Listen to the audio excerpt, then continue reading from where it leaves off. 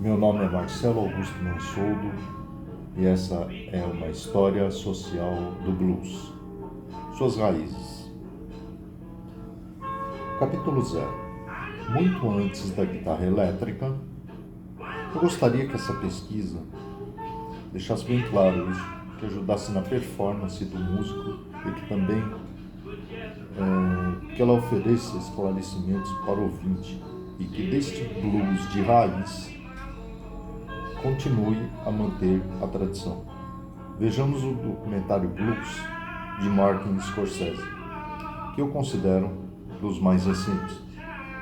Em verdade, o blues é uma das manifestações musicais do povo do Sul e surgiu nas mãos e na tradição oral do afrodescendente.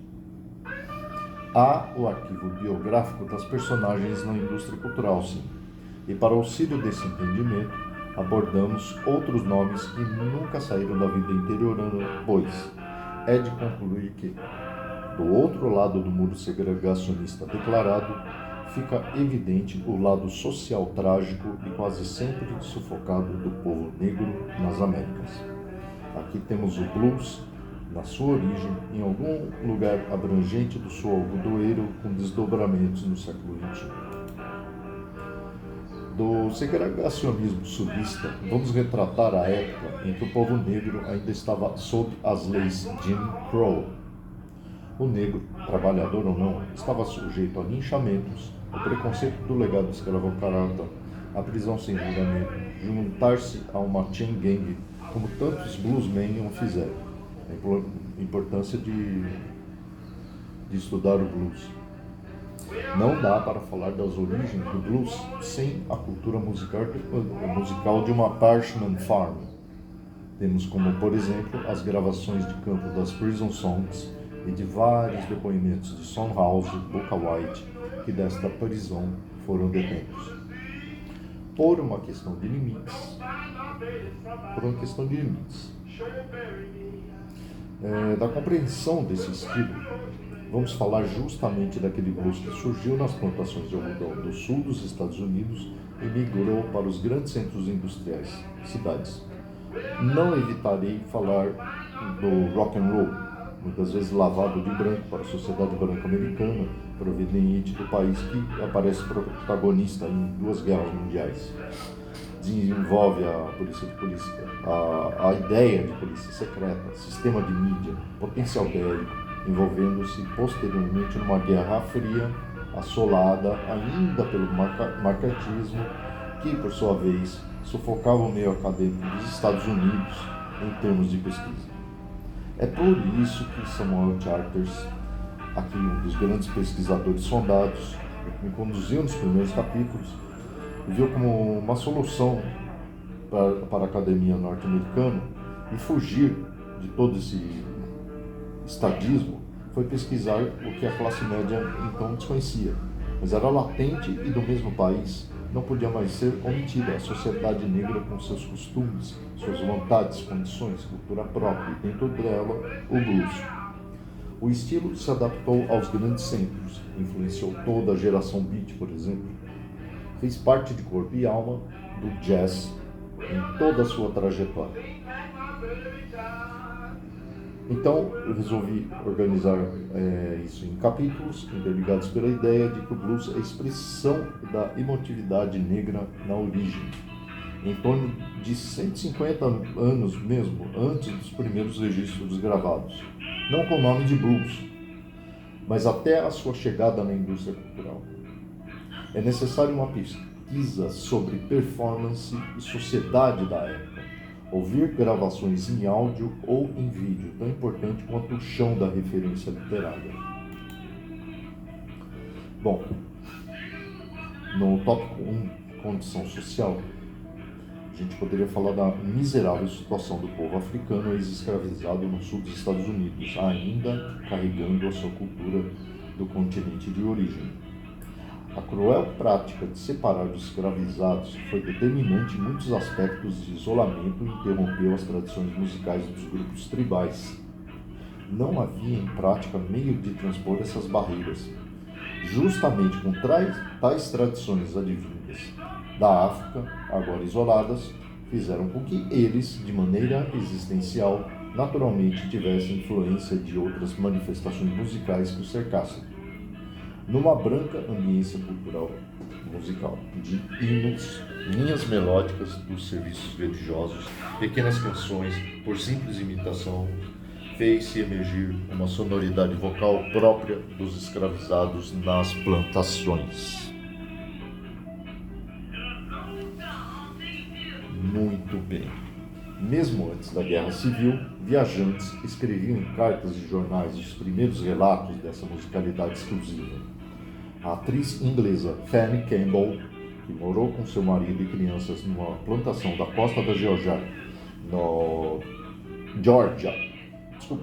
no inverno entre 1838 e 1839, em seu jornal, publicado em 1863, contém elementos que descrevem essa música. Um coro encantoníssimo, cada um na sua marcação, mas sempre com negra e particular graciosidade.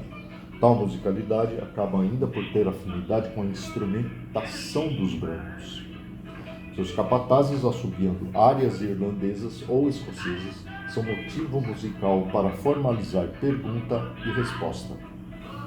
Bem, muito do que ela escutou é descrita como crua imitação do canto europeu, mas a senhora Campbell enfatiza que havia algo a mais do que simples cópia do que o branco entoava, onde os capatazes proibiam palavras ou certas intenções melódicas, melancólicas, que sonorizavam suas miseráveis existências. Tanto por representarem o sofrimento da escravidão, quanto pelo depreciativo, indesejável a canção tema. Mesmo quando ela era cantora profissional e ela teve uma dificuldade de escrever aquela música, estava longe de suas habilidades. Ela se interessou por um trecho que foi o suficiente para se lembrar de simples palavras. Oh, Massa told me, there's no grass in Georgia. Foi o lamento choroso de um escravo da Geórgia que havia sido vendido para algum estado mais ao norte. De fato, ele havia escutado pela primeira vez o lamento do blues. Ela havia escutado isso pela primeira vez. Notável pontuar que os editores da publicação Negro Slave Songs de 1867, assim como Campbell, chegaram à conclusão de que a maior parte das músicas já era derivada, mas mesmo assim, ainda contava com tal caráter selvagem e descritível, longe do que o sistema ocidental de referências poderia conceber, algo parecido com música em tonalidade menor, um som que viajou advindo das tribos do oeste africano. Em introdução, um dos editores, William Allen, percebeu que eles haviam deturpado a cara dessa música negra e explica a dificuldade de recolhê-las. Abre aspas, eu nunca havia escutado música secular entre os homens livres de Port Royal e nunca tinha visto um instrumento musical no meio deles. O último violino havia desaparecido do Coffin's Point. Em outros termos, ele fazia referência ao primeiro bombardeio da Guerra Civil em 1861.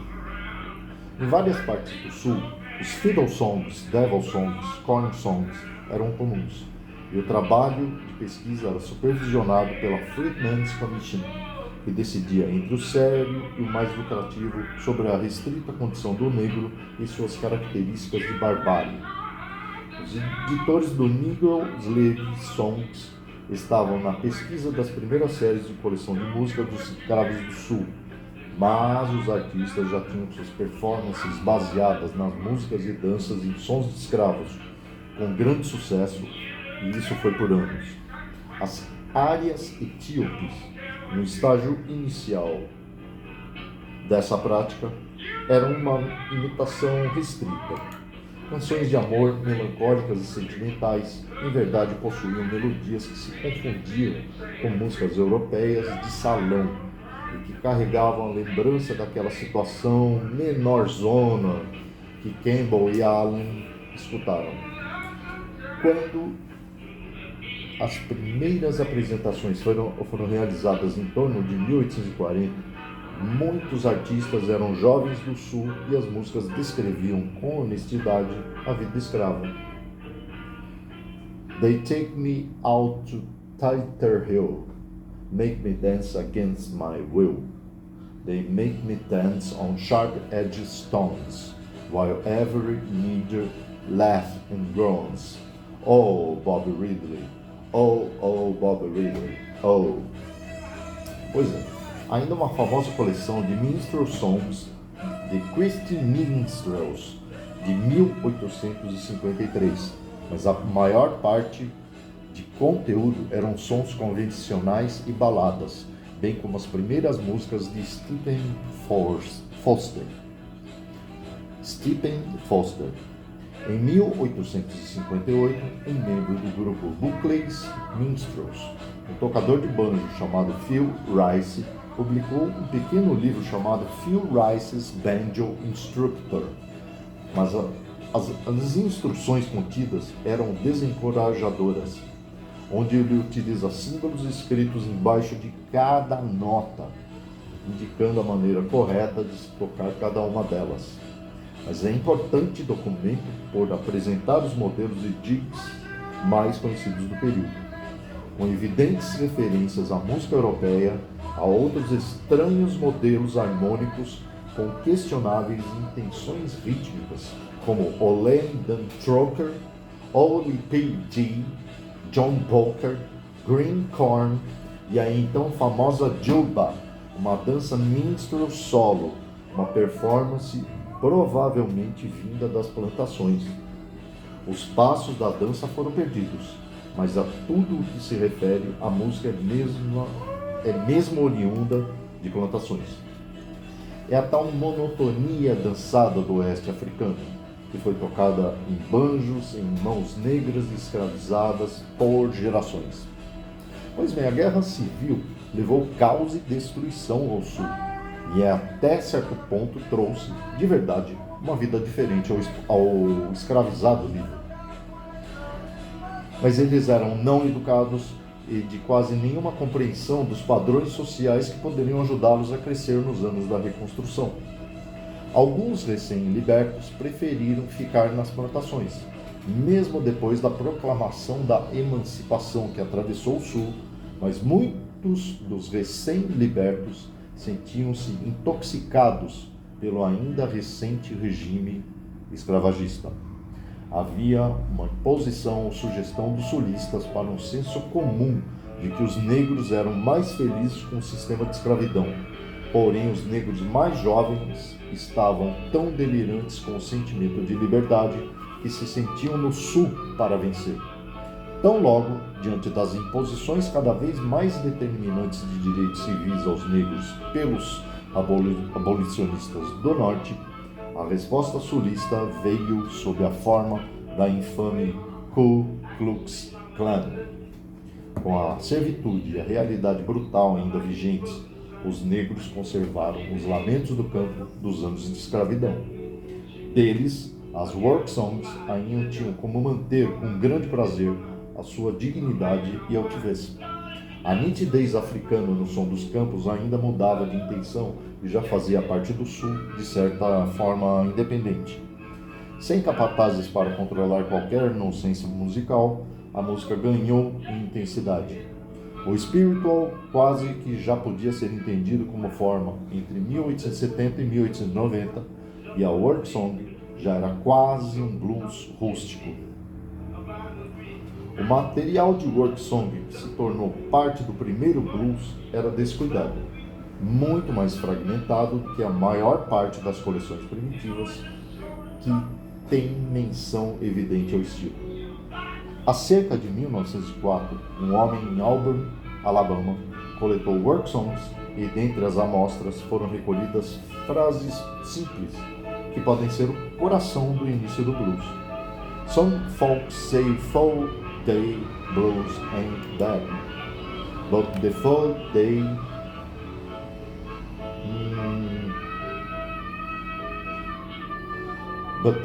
day blues are the worst I ever had.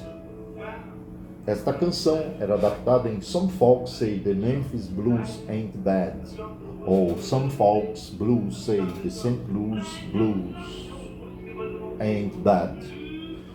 Enfim, o blues nunca parava numa ideia fixa. É digno de ressaltar o mais simples e intenso dos primeiros versos de blues. I got the blues, but I'm too dumb mean to cry. Auburn era uma fazenda pobre, sem nenhum recurso básico. Casebres, crianças brincando em lugares sujos. Os campos mais velhos ainda cantavam work songs dos escravos, e através dos campos à noite já se podia ouvir de algum casebre uma solitária canção de blues. Pois bem, o que é o blues? De algum significado associado a esta musicalidade, a mais importante é a do blues como estado de espírito.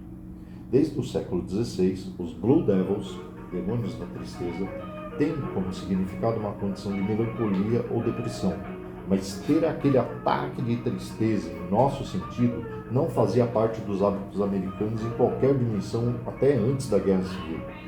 Como um termo aplicado pela população negra a uma canção expressando aquele estado de alma, ele só pode ter obtido verdadeira circulação depois de 1990, depois de 1900. Então depois a gente vai conversar a respeito disso. A verdadeira circulação do blues começa depois de 1900.